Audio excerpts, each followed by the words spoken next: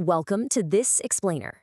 Today, we're talking about the absolute difference between settling for a B and securing that coveted A star in Cambridge information technology. It often comes down to one highly specific area, how fluently you understand topic 8.1. That's the mastery of protecting cells, securing rows and columns, and locking down entire worksheets and workbooks. I am absolutely thrilled to have you here because we're treating this session like the ultimate strategy guide. Think of this as Ocean's 11, the perfect heist. We are assembling your team of cognitive specialists to pull off the perfect exam answer. We're going to decode the Cambridge Exam Vault, specifically targeting the syllabus 9626, but the principles we cover apply across the board to 0417, 0478, 2210, and 9618. I want you to picture a real high-stakes past paper question. Let's introduce two archetypal students we see attempting this every single year. First, we have Alex. Alex is brilliant but overloads his exam answers with raw computer science facts. He dumps every single thing he knows about spreadsheet menus onto the page but includes absolutely zero analysis. Then we have Sam. Sam rushes. Sam sees the word protect, completely misses the specific command word requirements, and writes a generic sentence that completely ignores the prompt. It's painful because you know exactly what happens next. Have you read pen marks slashing through those flawed answers? Well, our mission today is to completely transform those red marks into green check marks. Okay, let's dive right into this perfect heist. So here's a massive question. Why do incredibly smart students find applying IT concepts to unfamiliar contexts so incredibly hard? It is completely valid to struggle with this. Every year, candidates try to blindly apply memorized spreadsheet features to the totally unpredictable scenarios that Cambridge throws at them. The truth is, Alex and Sam both memorize the software menus perfectly. They know exactly where the Protect Sheet button lives. But here's the catch. The syllabus explicitly states that top-performing students exhibit a connected, conceptual understanding that is completely transferable to totally unfamiliar contexts. If an exam asks you to secure a dynamic financial model for a multinational logistics business, simply regurgitating the textbook definition of cell protection isn't going to cut it. You have to be able to explain exactly why locking a specific formula cell while deliberately leaving an input cell unlocked is absolutely critical for that exact business scenario.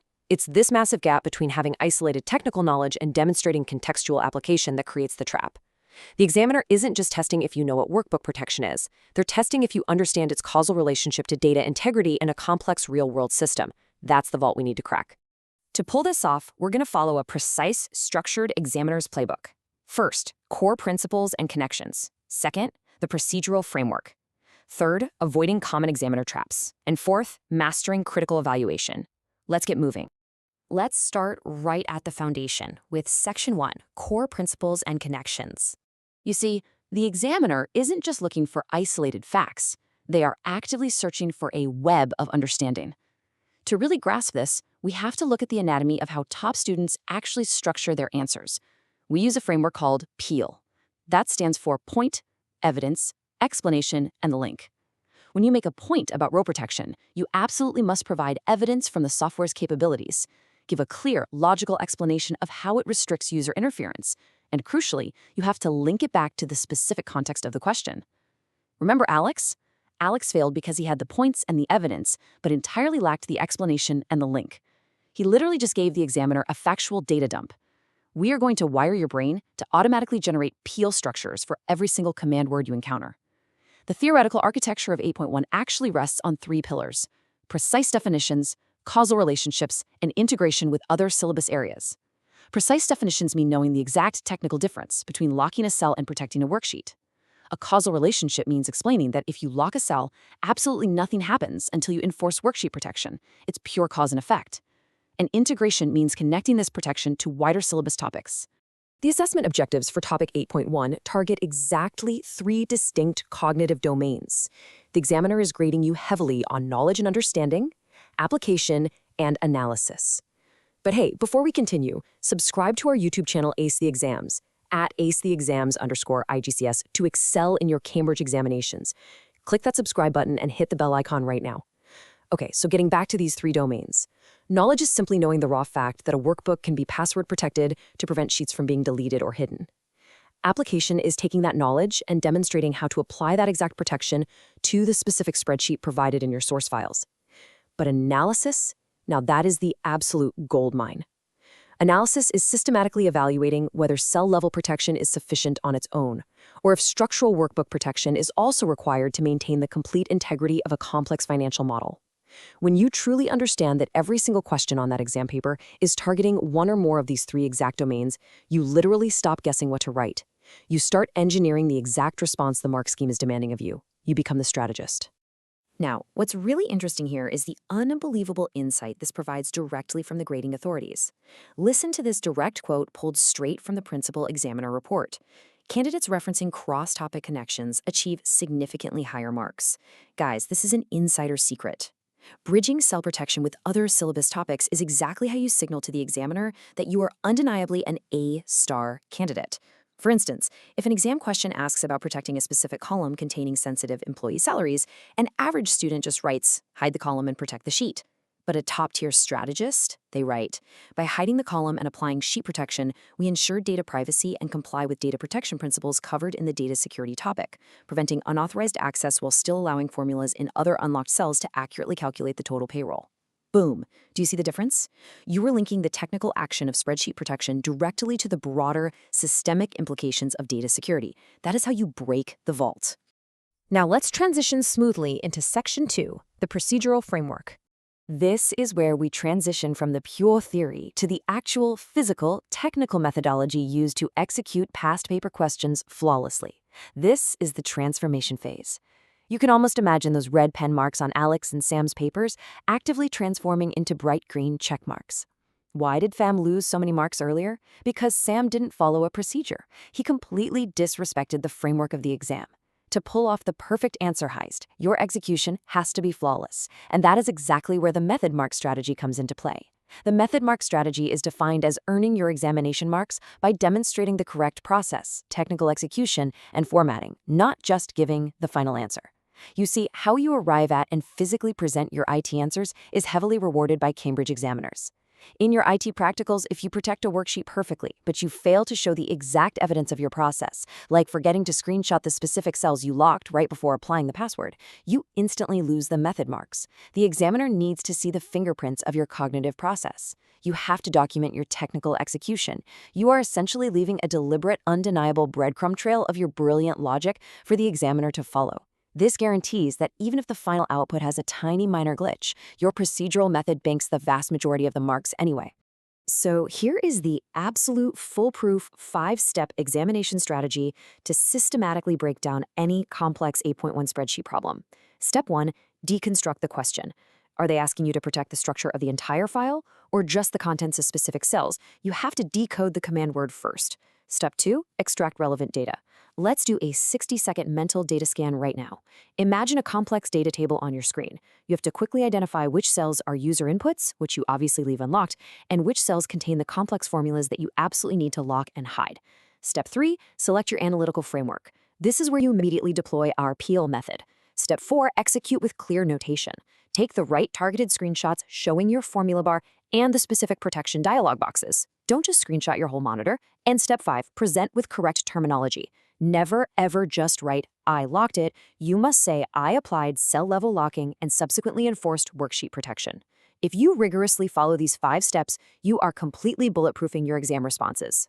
Stop scrolling. Subscribe to our YouTube channel, Ace the Exams, at acetheexams_IGCSE to excel in your Cambridge examinations. We've helped thousands of students improve by 2-3 grade boundaries. Join them right now by subscribing to acetheexams_IGCS and turn on all notifications so you never miss our weekly exam strategy sessions. Okay, jumping back in, we need to talk about strict presentation conventions. Presenting information in 8.1 demands absolute precision.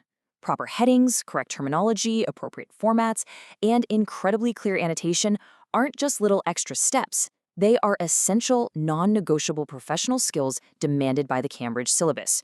When you annotate a screenshot showing exactly how you protected a row, your annotation must be crisp, technical, and highly professional. You are explicitly proving to the examiner that you possess the rigorous attention to detail required in high-stakes, real-world IT environments. If you use a sloppy formatting style or incredibly vague terminology like I made it safe, you immediately signal to the examiner that you lack mastery. And when you do that, your mark potential drops dramatically, no matter how good your underlying knowledge might be. Let's shift gears and dive into Section 3, avoiding common examiner traps. Examiners actually leave massive clues every single year in their reports about exactly what students do wrong. It's literally like having the security blueprints to the casino handed to you before the heist even begins. If we know exactly where the motion lasers are, we can just step right over them. Listen closely to this massive examiner alert. Candidates consistently confuse key terminology. Always define terms before using them in extended responses. Let's do a quick mental drill. If you were asked to protect the layout of a multi-sheet financial report, what exact terminology do you use? A ridiculously common flaw is a student writing, "I protected the worksheet so no one could delete the sheets." That is a fundamental, fatal terminology error. Worksheet protection secures the contents of cells within one single sheet. Workbook protection secures the entire structure of the file, preventing users from deleting, hiding, or moving the actual sheets themselves.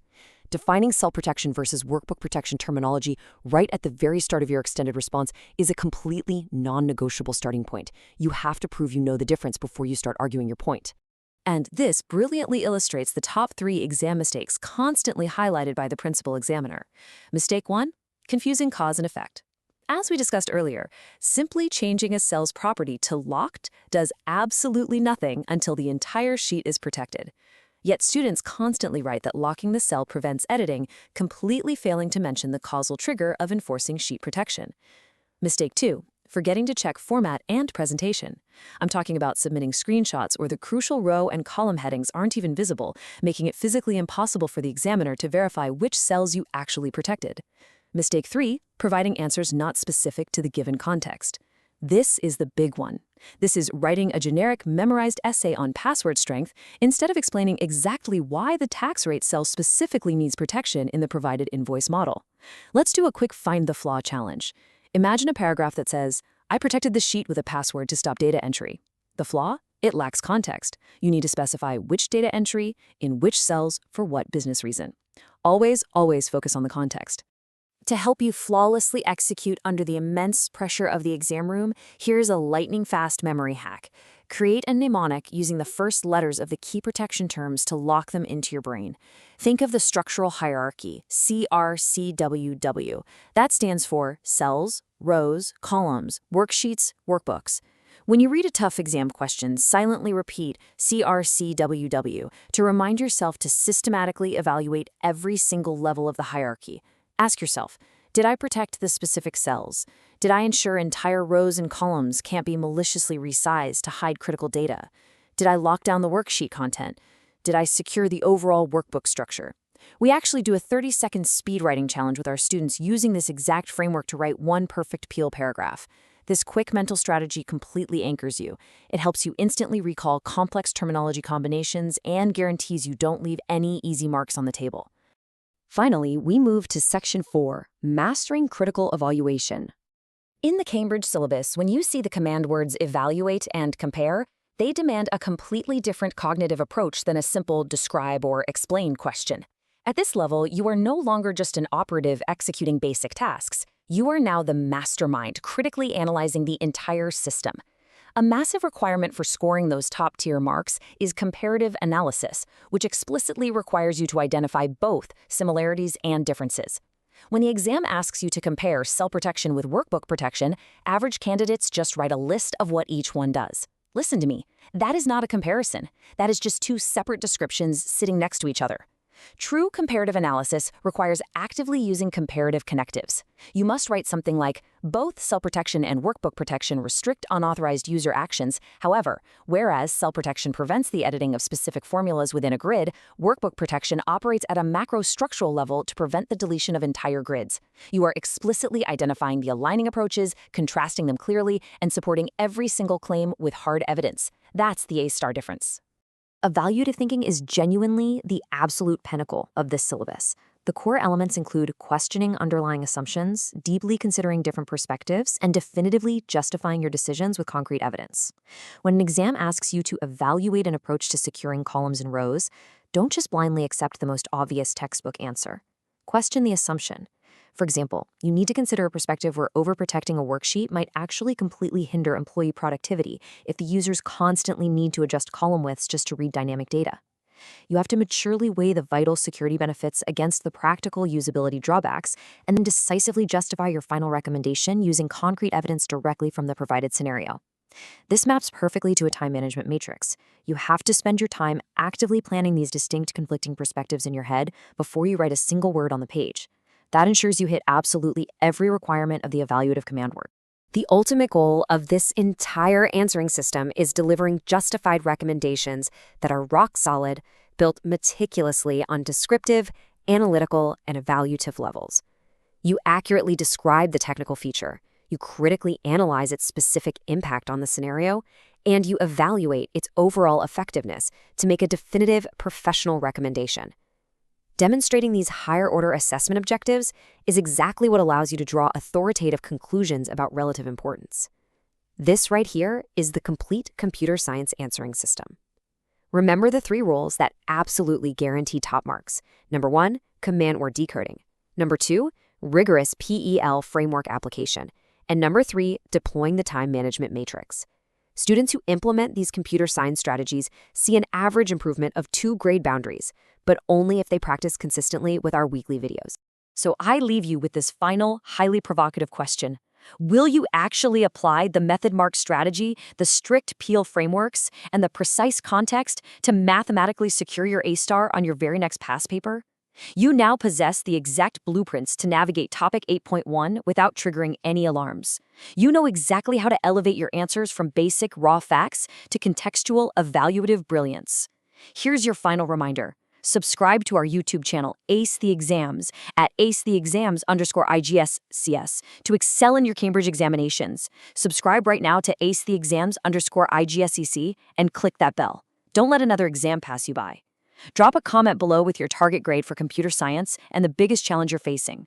Our team responds to every comment. Like and share this video with a study partner. Ace the Exams. Your Cambridge success starts here. Go implement this strategy, pull off the perfect heist, and I will see you in the next explainer.